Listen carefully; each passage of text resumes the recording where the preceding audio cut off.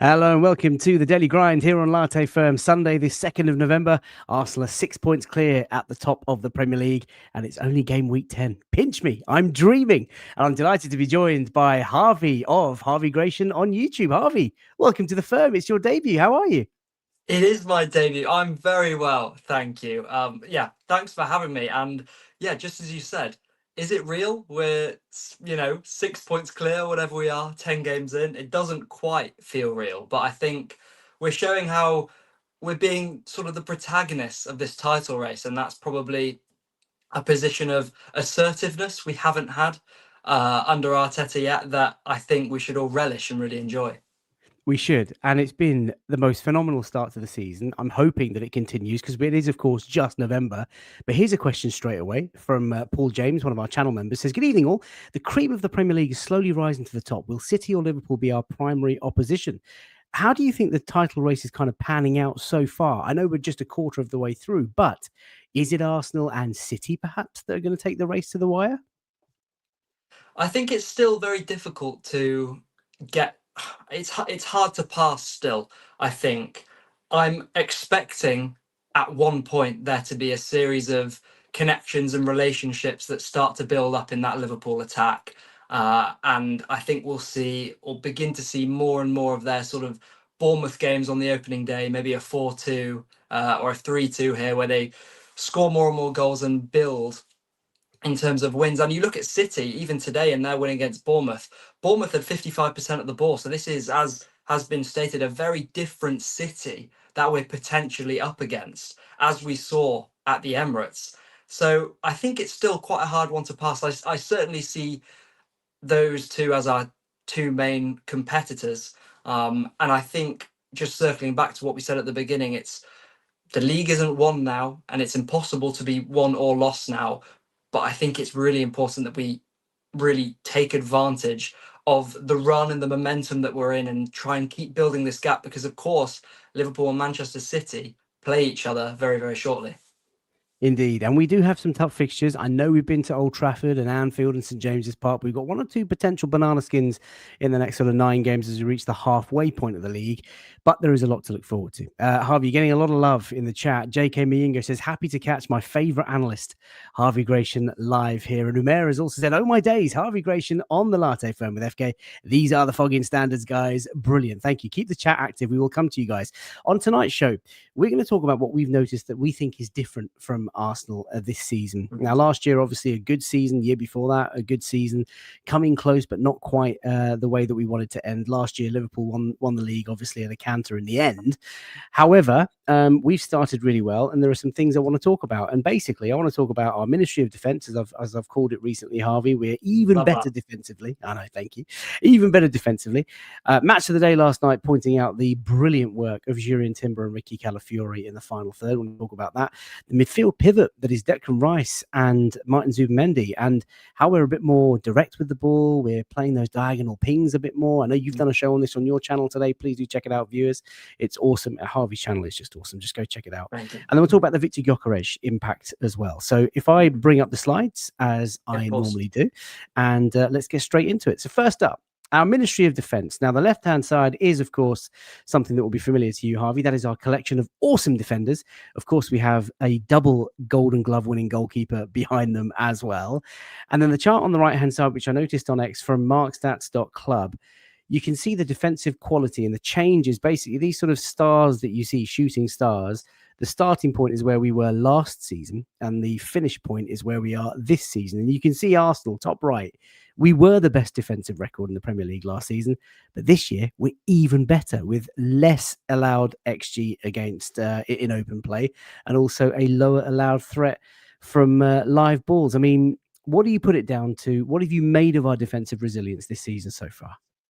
I mean, there's a few things for me. I would say, first of all, it starts with a real return to counter pressing that we've seen this season. I think for me as well, and this cannot be overstated, I think there's the Martin Zubimendi acquisition. I think anything about this season and what we've changed, for me, I always begin with Martin Zubimendi. I absolutely love him. And then there's also the sense that although we've had our fair share of injuries, it's been reported, we also know we have a very deep squad, and there isn't the same sense of just struggling to survive in each game. And I think that comes out to share as well. But to go into a bit more depth, I'd like to start with the return of counter pressing, because for me, I mean, we'll talk a little bit about the offensive side as you've just mentioned in a bit, but that's been about, for me, the counter press in terms of offensively. I'll go back to the defensive part in a bit, but offensively, it's been a real tool for us to open up previously stale game states and to maybe risk a ball loss via a pass or a dribble, and then suddenly we're swarming on the high regain, and suddenly a settled picture that has had this stubborn, well drilled block in front of us is suddenly opened up. So I think that ability and that confidence to step a bit higher.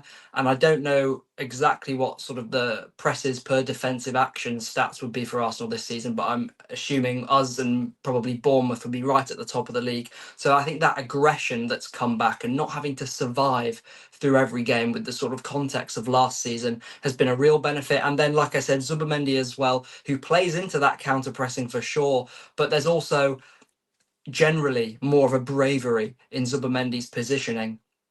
And so for me, those are some of the big benefits. Of course, there's just ridiculous individual quality. We know that whomever plays across the back four, there's, I think, a developing real shutout quality. And I think for me, Calafiori still has a way to go, not necessarily in terms of his pure defending. And we know he's a brilliant front-footed, aggressive defender who reads the game really well. For me, Calafiori, it's always been about the angles of his approach and the timing of his duels, picking the right moments, I think, picking his battles.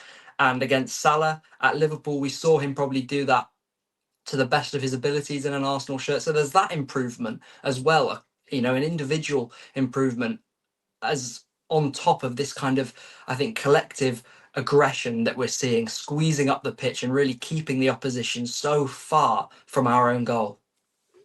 Do you know what, Harvey? Someone just mentioned, obviously, Mr. Gabriel Heinze. We need Yes, to sort of address that at some point in the season. It's early days, but it looks like he's having the time of his life, and the defenders are really responding to him. I love what you talk about the counter press. I think that's really important. The only other thing that I'd say about the defensive collection is that when you think about the physical profile of some of these players, mm, every single player is physically so capable, strong on the ball, strong off the ball, quick recovery speed, good in the air, mobile, energy, intensity. They read the game well. They can time their sort of aggressive nature like to perfection. You talk about Ricky Calafiori. He's so intentional the way that he reads the ball and sort of steps in. And he commits, very few fouls. And so I just look at all of those players, and we've said it before on this channel, where any team that comes against us, whether it's a football tiki-taka team like City, whether it's a Burnley, chuck it in the mixer and, give them a kick, sort of lay one in on Arsenal, etc. Doesn't matter. If you want to fight with us, we'll fight with you. If you want to play with us, we'll play with you. If you want to race with us, we'll race with you. If you want to go in the air, if you want to go on the floor, if you want to wrestle and grapple, we do all of brilliant. that. We do all of that. And that is what I love about this collection of players.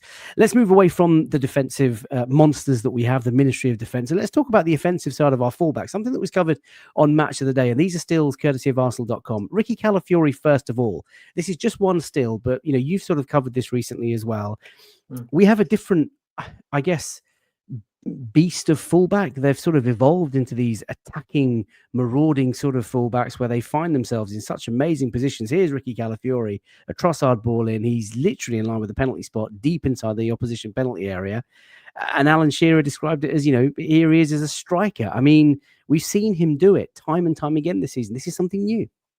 The thing is about Calafiori as well, when we're talking about like instincts or movement or actually a real sort of just genuine quality or deception, uh, that kind of work in the box that you'd spend 40, 50, 60 million pounds for, he gives us that kind of upside, which is, absurd. But I think just to go and cover the fullbacks more broadly, it's not really tactically, I think, too much of a surprise, because when you talk about the regimentation of man-to-man schemes or really well-drilled blocks now in world football, your total footballers are being shifted to fullback, because that's when they can be more dynamic. That's when they can arrive like Calafiori and Timber do in these spaces untracked from deeper and have a bit of wind in their sails. And I think just on Calafiori and Timber individually, Calafiori, of course, this season has played this kind of troublemaking role from left back, which isn't really left back. It's more sort of hunting for little gaps and openings around the pivot of Rice and Zubimendi, looking to play, I think, at these kind of weird and wonderful angles. Sort of, I think if you just watch that Burnley game, how many diagonal runs he makes, and sort of, I think the sheer volume of off-ball movements is something to really mark down, and how he's being able to get through that without his body breaking down this season. And I think obviously Arteta's come in for me, unwarranted criticism of how he's used certain players in the past. But if you look at how he speaks about Calafiori, this is a manager who is totally aware of what he's trying to do with this player. He always goes on about Calafiori's chaos and disrupting the organization of teams. And then on the flip side, for Timber, you have probably he plays more of a foil in our team with his movements. But I think without Martin Odegaard, we're seeing in recent weeks Timber show some of the kind of untapped offensive skills that he's kind of left holstered, I think, in his Arsenal career so far for various reasons. I mean, I love Timber when he's dribbling at blocks, for example, like you've got on the screen now. And that's more of a ball hungry Timber that we're seeing in recent weeks. I think him and Saka are developing a nice relationship as well. Whether it'll ever get to sort of the peak Saka and White is another question. But Timber has kept a lot of things holstered that we're seeing now add to the freedom that he's always had from right back.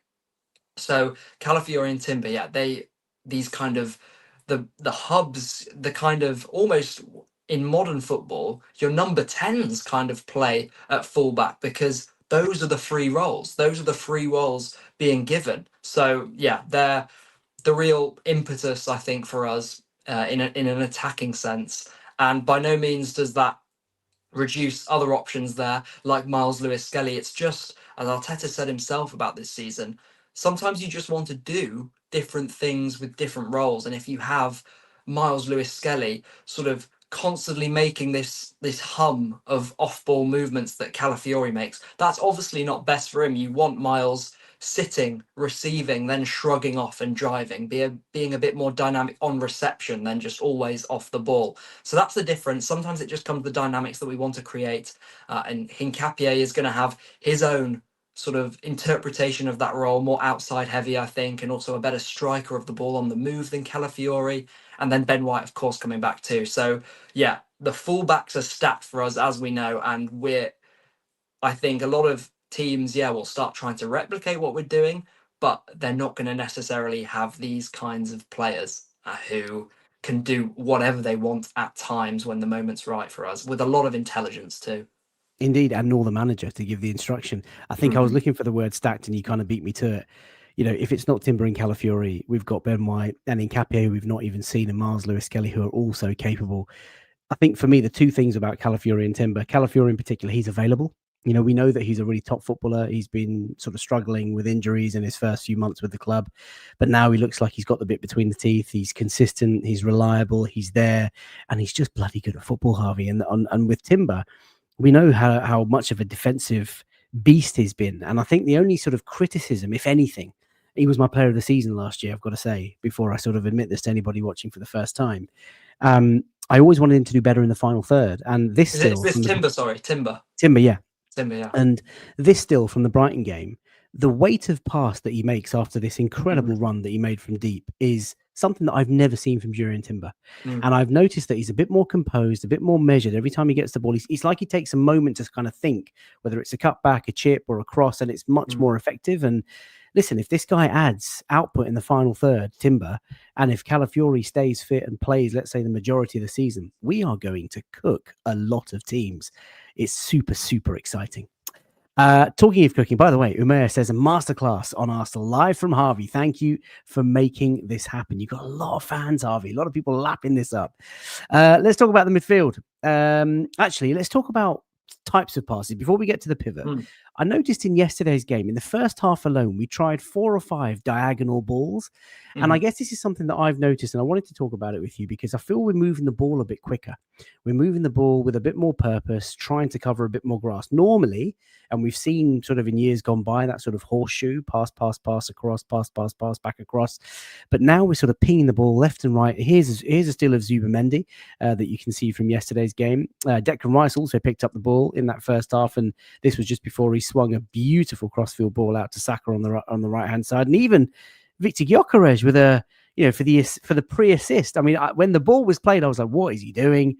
And I don't know how he's seen this. I mean, if you think about him, that's the moment of impact on the ball there, Harvey. Yeah. I don't know how he's seen that, but he's played that ball stupendously into space to Leo Trossard. Is this something that you would agree that has tweaked a little bit? Because for me, I think it's slightly different to what we saw last year. Yeah, absolutely. And I think the key thing for me is, if you look at these examples, is where are we trying to look to play? And I think in previous years, there's been at times, and this comes with what we've been able to change this season, but in previous years, there's been almost a kind of funneling the ball, a rushing of the ball at times into the final third. And then you end up just running into this buffer that is the block. But if you look, and this is, we'll get on to more of this, I'm sure, with the Rice and Zubimendi pivot talk, but how we're able to hold the ball in the middle of the pitch a little bit longer. And you don't have to bait a press if you're against a block, but maybe just bait a jump or two. And then if you're looking to increase the tempo with these big switches, with Rice given more freedom to sort of change heights and size, then we can arrive in the final third. It's what I think my subscribers will have heard me use this phrase a lot. We can arrive in the final third with a bit more momentum and wind in our sails, other than just running into that sort of buffer that is just a set block. So I think that kind of element of the tempo has been there this season, and how, if you take, I don't want to transition too much into the Zubimendi talk, but if you look at how intelligent he is, for example, in organising us on the ball without actually touching the ball, and sort of how he plays in a press's cover shadow, or in other words, in behind that front line of press, and how he's always drawing out gaps for others, and just makes our possession in the kind of middle third or a bit deeper, a bit slicker, and I think a bit more detailed. I mean, I think he's the best details player probably in the world, Zubimendi. But that ability, I think, to be a bit patient, as we've seen in these away games, actually, Burnley the first 10 minutes, as with Athletic Club in the Champions League, as with Fulham in the first half, in these away games, we've actually been okay with being very patient, Newcastle away, before picking our moments. And that is the kind of direction, the directness, the conviction that we've had in picking our moments to go, okay, we're going to go now. And that's that kind of calculated risk that I've spoken about on a lot of my channel. So I think that's the main thing. There's not a kind of rush for Arsenal to play a pass, but when we do pick our moments to go, we sort of put our foot fully on the throttle, and it's go, go, go. Indeed it is. By the way, big shout out to, I think it was Nathan earlier who said Calafiori is our youngest starter. I hadn't even thought about that. What is he, 21 years old? Yes, I think he's 23, Calafiori. It's And absurd. I think Hincapié's the same as well. So we have these, I mean Timber's 24. That's You know, crazy. it's crazy. And Timber as well, it gives off the kind of, gives off the kind of presence of a real weathered veteran, this kind of person who's been through it all. So yeah, it's insane, and Nathan's absolutely right. It's crazy. Gary says, was watching Harvey's podcast earlier and thought it'd be nice for FK and Harvey on Latte. And here you both are. The Gyokeres' best performance so far. So far, he set the curved pass to Trossard for Declan's goal. It was absolutely sensational. We'll come on to Victor Gyokeres just shortly. Thank you so much for watching, by the way, tuning in. There are almost 300 of you watching live right now on this Sunday night. Please do drop a like on the video, subscribe if you're enjoying the content, and get involved in the chat. And a warm welcome to our Patreon members and channel members. By the way, Patreon members, we have now reached 100 paid Patreons, which is insane. Very, very grateful for the generosity and for your kind contributions to the channel. There will be an Ezra shirt giveaway for one lucky member. And of course, there's a North London Derby ticket as well to be had in the next few days. Let's move away from this and talk about the pivot. We've been leading up to it. Let's start with Declan Rice. First of all, we're playing a pivot, Harvey, which is great because from last year, if you remember, it was always sort of Thomas Partey or Declan Rice in that sort of holding role. We're now playing the two, and they rotate so beautifully, so effortlessly. It kind of keeps the opposition on their toes. But let's talk about Declan Rice's performance yesterday. This is a touch map, courtesy of our partners, Opta Analyst, in the game yesterday at Turf Moor, all over the park. Marked it off with a goal. Man of the match for me. Absolutely sensational performance from Big Deckers. What did you make of it? Yeah, I mean, if you look at the touch map, then how massive it's been with not just Rice being able to change his heights on the left hand side, but change his sides as well. Because I think him and Zubimendi are so not just complementary of each other, but they can shift their angles and their distances so well with each other. I mean, if we take the Burnley match yesterday and we set up almost in that kind of 3-1 base, and sometimes it would be Zubimendi dropping into the kind of right centre back and looking to draw out the jumps of Anthony and manipulate that Burnley left hand side of their block.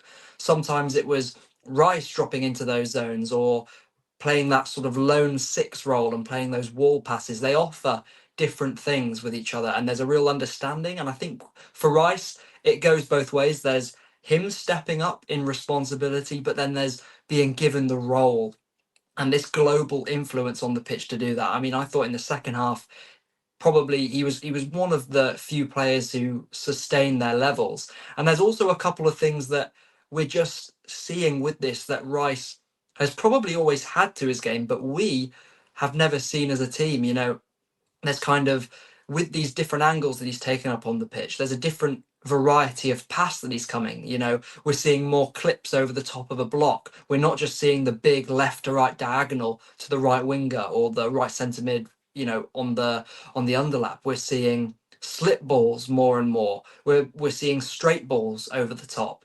So I think as well there's the carrying aspect, because for me with Declan Rice, I've always actually wanted him to drive and be a bit more expansive in the carry when there's a little gap to burst into, not just when there's sort of acres of space. And a couple of times, especially in the second half against Burnley, you see how he does it so well. He almost like kind of baits the engagement from the defender and sort of just breezes past them and just says, you know, I'll leave you in the dust. And I want to see that a bit more, driving through those little pockets on the left hand side. So I think he's adding to his game. Just it's a complete list now, isn't it? And when we talk about the kind of arrivals in the box, like he got his goal, I mean, last season he probably, if we're being brutally honest with him, and I'm sure Mikel has been as well, he probably should have scored 7, 8 goals purely from that same kind of run. Sometimes he was a little hesitant. There was a bit of a lag to get onto the end of it, or otherwise it was just sort of not just timing issues, but having the conviction to know you're in the right place at the right time. So as I think the biggest thing is, yeah, he's in a pivot with Zubimendi, but he's got the license to crash the box. And I think, you know, we have a level of control now where one of our pivots can sit maybe in the back line or maybe just in front of a back two or three, and the other can overload in the final third. With Zubimendi, it's playing sort of these, I think, slips and clips around the edge of the box that he's really good at when he sort of drifts into space sort of more elusively, and sort of is combining at pace with others. And Rice, it's, you know, more dramatic, crashing the box. I've been supporting the Arsenal for a long time, Harvey, and let me tell you, the number of times I've looked at a player and thought, could he be the next Patrick Vieira? Mm. I think for me, Declan Rice is knocking on that door. I think he's entered the chat, however you want to phrase it. I think he probably needs a couple of bits of silverware to really cement him there. But everything that I see from him from a physical trait perspective, you know, he is an endurance athlete, a box-to-box player. He is everywhere, mops things up, breaks tackles, reads the game well. He can carry the ball. He eats up the grass, gallops through. And I really like what you say about, you know, I do see him sort of galloping into open space, but I'd like to see him just take one or two sort of nice touches and sort of race past or breeze past, you know, the player that's sort of lining up against him in midfield. My only concern is that he's playing into the ground for club and country. You know, if you remember from the summer that we signed him, West Ham went all the way in their European competition to the final. He's obviously played for England, every sort of friendly, every competition, every competitive game. Just add on that, he's played 1,200 minutes already this season, which is ridiculous for a quarter of the way through the year. Like, you can tell if you just do the maths, that's unsustainable. That's it. So at some point, something's got to give. Arteta's got to be a bit clever with it, manage the load. If there's any way that he can somehow get out of these forthcoming internationals, that would be great. This comment really tickled me, and this is from Umair, who says, Rice, how does a £105 million player look like a bargain at that price? Well, there you go. Let's talk about his partner, Zubimendi, and this also courtesy of Optra Analyst. And the reason why I picked this chart is because I wanted to give you an idea, or the viewers an idea, of just how much ground these guys cover. Both of their pass maps throughout this whole season, this is for the whole season so far, look identical. And if you look at the spread of passes, left, right, deep, high up, I mean, they're both covering the ground so much, working so effectively as a very fluid and very open sort of pivot that I think that becomes immensely difficult to play against. Like, you've not only just got one player who can do all the passing and moving and endurance stuff, you've got two of them. Yeah, I mean, Zubimendi, like I said at the beginning, he's sort of, if we're talking about what Arsenal have changed this season, I mean, he's my starting point. This is a guy who sort of brought us a kind of risk toggle and a risk pedal for us when the time is right, particularly through the middle of the pitch. I think how often do we see him kickstart those sort of vertical staggered 1-2 touch sequences that have been on the rise for us this season? I think he's upped our tolerance in being able to lose the ball, and again, I mean that in a good way for the reasons we've already covered. And yeah, it's just, you watch Zubimendi and some of the details that he shows to you on the ball that you sort of would normally pass you by. It's not hyperbole. It's sort of a staggering level of player that we're watching. And yeah, I think together him, Rice, maybe Calafiori feel like the main contributors to sort of this refreshed Arsenal in terms of new ideas. And I think it's really good that you've brought up that pass map for Zubimendi as well, because it shows how, in between both boxes, it really is his pitch, either side, up and down. And it's great to see the stuff closer to the final third as well, because I think with Zubimendi, some people, it was, I mean, I guess they expected what you expect when you buy a Spanish sitting midfielder. But if you'd watch him, certainly for Spain, and this is what I'm super happy that Arteta has done himself, he's allowed him to be what he's done for Spain and be this kind of, allow him to position himself really aggressively high in that kind of stack and cluster of three in between the lines that we've looked to form more and more this season. That might be Eza in the middle in a kind of more backboardy role, sort of lower touch, higher impact, which has its pros and cons. Or Zubimendi might be that player as well. Eza might be on the right of him, or Saka and Timber might be there. Calafiori on the left, and that sort of clustering has definitely been a real tangible new thing this season. And Zubimendi isn't just balancing us out there. When Ødegaard was in the team, I think he's helped shed some potential Ødegaard redundancy by being able to position himself a bit higher. But it's not just balancing out. He's really additive in the final third too. So I think we can demand more goals, more assists from him too. And if he begins to add more and more of the Forest Screamers or the cross that we've seen for Gyokeres in pre-season, I mean, that's the kind of luxury on top that we didn't even necessarily have as a prerequisite for the signing. I mean, if he adds that, then 50 million doesn't just look like a bit of a snip, but the signing itself is just sort of It's pretty outrageous. historic. Yeah. Yeah, it's outrageous. I mean, by the way, you're getting a lot of love still. Mikey says, well done for getting Harvey on FK. Harvey, you've been fantastic, and the time has just flown, and we're getting onto the Thank final you. section in just a second. A couple of quick messages. Mafia Boss 645. I don't know why StreamYard does this with handles. I'm really sorry, ladies and gents, boys and girls. I'm sure your names will be back at some point, but just bear with me for a moment. Hand of Arsenal watches pretty much every day, all of the shows that Latte Firm do, and he describes Zubimendi as the system, which I cannot disagree with. And Nathan has just quoted what I loved. Clive Palmer joined me over the summer, and he describes Zubimendi as having all the clubs in both feet, left foot, right foot, short, long, high, low. And there are moments in yesterday's game, Harvey, where because he can play the ball with his left foot as well as his right foot, it just means that he's getting the ball away much quicker in a much more efficient way. And it just throws the opposition team. So not only are we winning the ball back, but we're moving it quicker, we're moving it direct, and he can ping it long or short. opposition teams are in trouble. And like you say, 50 million quid, absolute bargain. Let's move on to the home straight and talk about the hitman up front, the gunman, Victor Gyokeres. Now, listen, I thought Harvey had his best 45 minutes yesterday. Unfortunately, went off with a muscle, issue. He complained about some pain from the first half. I thought when he was walking off at halftime, because the camera panned on him, that it was something to do with that sort of injury that he took to, because he was sort of, giving the impression that he was elbowed or something. But it turns out it's a precautionary thing from the club. Mikel Arteta didn't want to take any risks. Tuesday will probably come too soon for him, so hopefully he's back for Saturday, Sunderland away, big game. But what have you made of Victor Gyokeres' impact? Because, from 54 goals in 52 in the Primera Division, no one was expecting him to hit the ground running with that sort of prolific rate. But he did go through that sort of 7, 8, 9 game spell without scoring. But he's working hard. And I certainly notice it. These stats, courtesy of Arsenal.com, most pressures applied in the final third. Look at him. Way clear of Erling Haaland, who, to be fair to Erling, he's making up for it with the goals. He's having a monstrous season.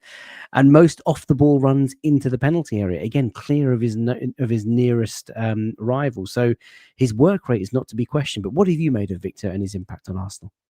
Yeah, I think those stats are really important. I think he's probably got up to speed off the ball quicker than I expected myself, which has been, I think, just really helpful for the floor of the team, not dropping off too much, especially when we've had in some games quite a new pressing dynamic in the front line, especially if Eza is in for Odegaard and sort of sitting deeper and Saka's the one jumping so and so. But for Gyökeres, I think it's great that the stats are showing that movement in the final third as well, because I mean, I've said it myself, I think we have, if I'm being honest, and maybe this is slightly controversial, but I don't think it is, because I'm going to, clarify it in just a bit. But I think we have been slightly at risk of overstating the effect that he has in terms of occupying centre backs. But that doesn't make it any less real or true or impactful for me. It's just to remind people that, this isn't something inherent to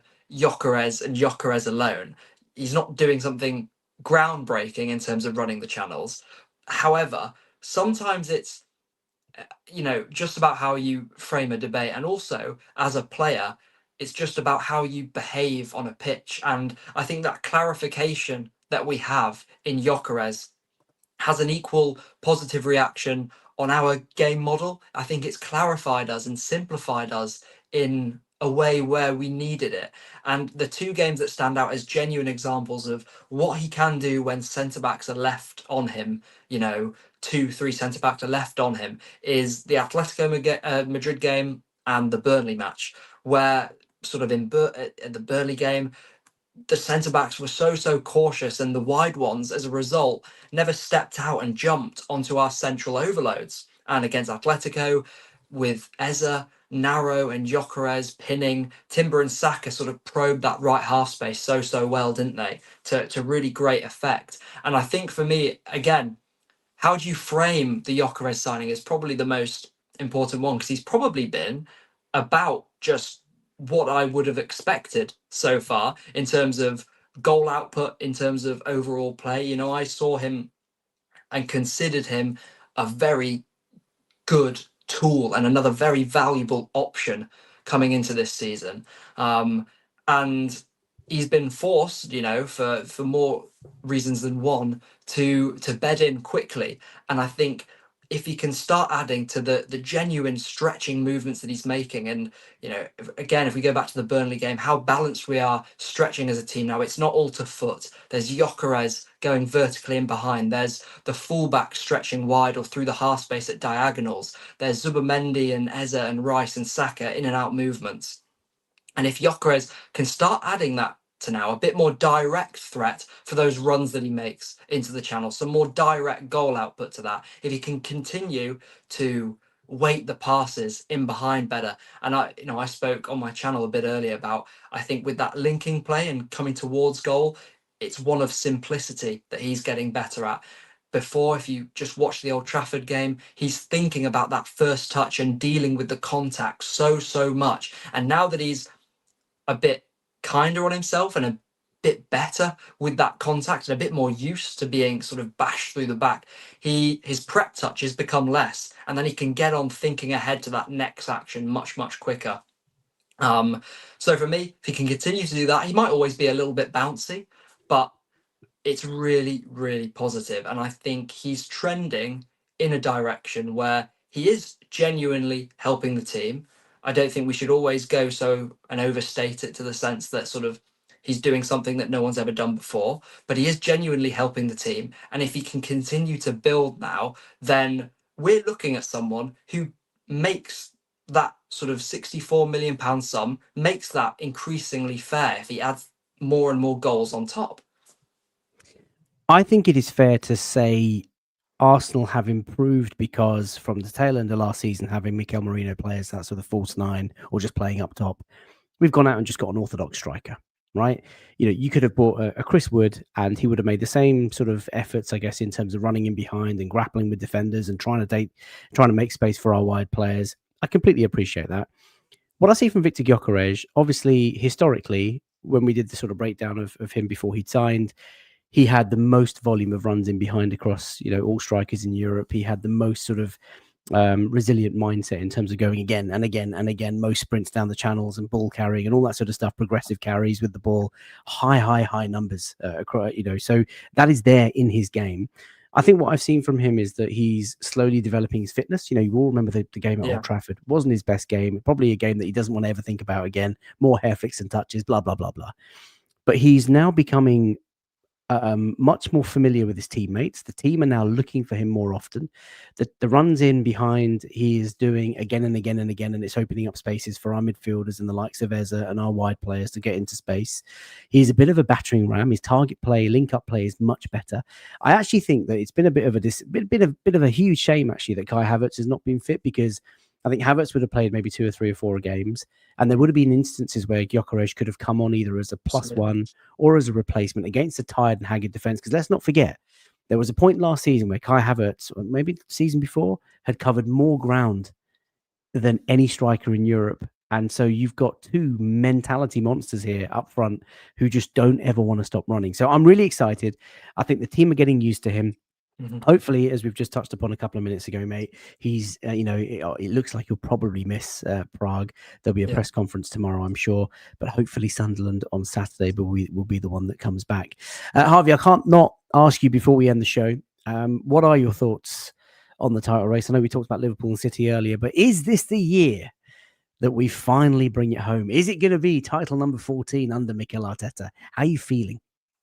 I think, and I said this at the start of the season, we are at a place with the squad, health permitting, and I don't mean this as sort of, again, going over the top, but I think anything is possible. And I mean that in the sense that anything is possible, health permitting, the good and bad of that. But we are the best team in this league. We're the most complete team in this league. I think we're the team who is at a point now where we are most ready to go to battle with anyone. And I think there will be games still where Manchester City and Liverpool have, styles make fights and all that. And I think we're in a much better position against a wider range of teams this season. I mean, I can't not say it because I said it at the start of the year. I think we will win the league this season. But I think we should all be here to enjoy the ride, because it's not just the league. We have a squad hopefully with more and more players coming back that can compete on multiple fronts, and that's what we want to do.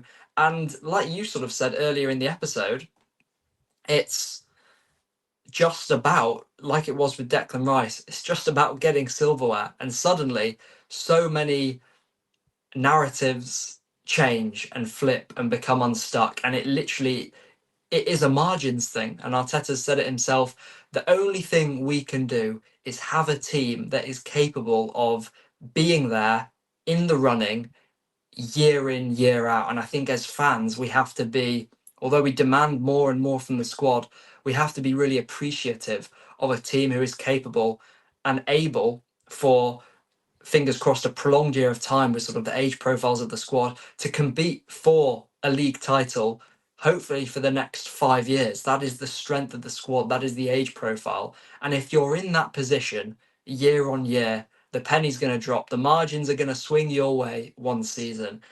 And let's hope it's this year round. And let's hope so, indeed. O'Malley says game by game. And the next game on the cards is, of course, Prague away, Tuesday, 5:45 p.m.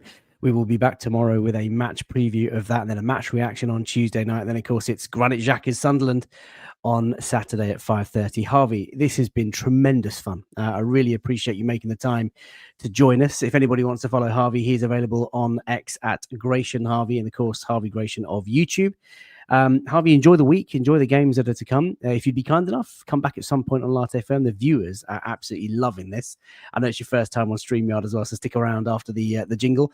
And to the viewers, hundreds of you watching right now, if you've enjoyed it, please do like the video. It's a massive help to the channel as we go march towards 30,000 subs. And of course, if you'd be kind enough to subscribe if you've watched and you've enjoyed it for the first time. Look after yourselves. Take care. Back tomorrow with the preview. 6 points clear. It's all good. Hopefully, our year. Bye for now.